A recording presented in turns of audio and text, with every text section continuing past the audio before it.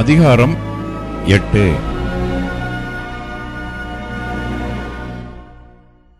Solomon கர்த்தருடைய ஆலயத்தையும் தன் அரமனையையும் கட்ட 20 வருஷ காலம் சென்ற பின்பு ஈராம் தனக்கு கொடுத்திருந்த பட்டணங்களை சாலமோன் கட்டி அவைகளில் இஸ்ரவேல் புத்திரரை குடியேற்றினான். பின்பு சாலமோன் ஆமாத் சோபாவுக்கு போய் அதை ஜெயித்தான். அவன் வனாந்தரத்தில் உள்ள தத்மோரையும் ஆமாத் தேசத்திலே இரஸ்துக்களின் பட்டணங்கள் அனைத்தையும் கட்டினான்.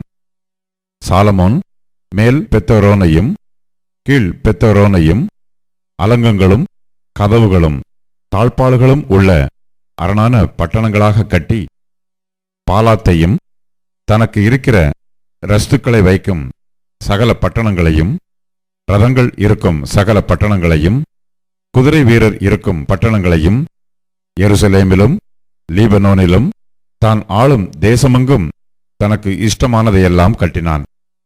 இஸ்ரவேல் புத்திரர் சங்காரம் பண்ணாதிருந்த இஸ்ரவேல் ஜாதி அல்லாத ஏத்தியர், எமோரியர், பெரிசியர், ஏவியர், எபூசியரில் மீதியான சகல ஜனத்திலும் அவர்களுக்கு பிறகு தேசத்தில் இருந்த அவர்கள் பிள்ளைகளை சாலமோன் இந்நாள் வரைக்கும் இருக்கிறபடி பகுதி கட்டச் செய்தான். இஸ்ரவேல் புத்திரரில் ஒருவரையும் சாலமோன் தன் வேலையை செய்ய அடிமைப்படுத்தவில்லை. அவர்கள் யுத்த மனுஷரும் அவனுடைய சேர்வைக்காரரின் தலைவரும் அவனுடைய ரதங்களுக்கும் குதிரை வீரருக்கும் தலைவருமாயிருந்தார்கள். ராஜாவாகிய சாலமோனுடைய ஊழியக்காரரின் தலைவராகிய இவர்களில் 250 பேர் ஜனத்தை ஆண்டார்கள். சாலமோன் கர்த்தருடைய பெட்டி வந்த ஸ்தலங்கள் பரிசுத்தமாயிருக்கிறது. ஆதலால் இஸ்ரவேலின் ராஜாவாகிய தாவீதின் அரமனையிலே என் மனைவி வாசம் பண்ணலாகாது என்று சொல்லி பார்வோனின் குமாரத்தியை தாவீதின் நகரத்திலிருந்து தான் அவளுக்கு கட்டின மாளிகைக்கு குடிவர பண்ணினான்.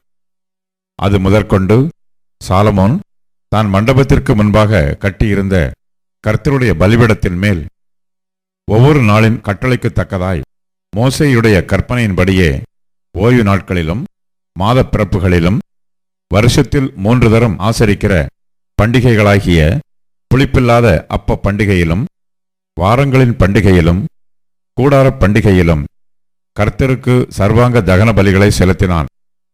அவன் தன் தகப்பனாகிய தாவீதுடைய பிரமாணத்தின்படியே ஆசாரியர்கள் தங்கள் தங்கள் ஊழியத்தை செய்யும் வகுப்புகளையும் லேவியர் ஒவ்வொரு நாளின் கட்டளைப்படியே துதித்து சேவித்து ஆசாரியருக்கு முன்பாக தங்கள் ஊழியத்தை செய்யும் முறைகளையும் வாசல் காப்பவர்கள் ஒவ்வொரு வாசலில் காவல் காக்கும் வகுப்புகளையும் நிற்க பண்ணினான். தேவனுடைய மனுஷனாகிய தாவீது இப்படி கட்டளையிட்டிருந்தான். சகல காரியத்தையும் பொக்கிஷங்களின் காரியத்தையும் குறித்து ராஜா ஆசாரியருக்கும் லேவியருக்கும் கொடுத்த கட்டளையை விட்டு அவர்கள் விலகாதிருந்தார்கள். இப்படியே கர்த்தருடைய ஆலயத்துக்கு அஸ்திவாரம் போடப்பட்ட நாள் முதல் அதை முடிக்கும் மட்டும் சாலமோனின் வேலையெல்லாம் நடந்தேறி கர்த்தருடைய ஆலயம் கட்டித் தீர்ந்தது.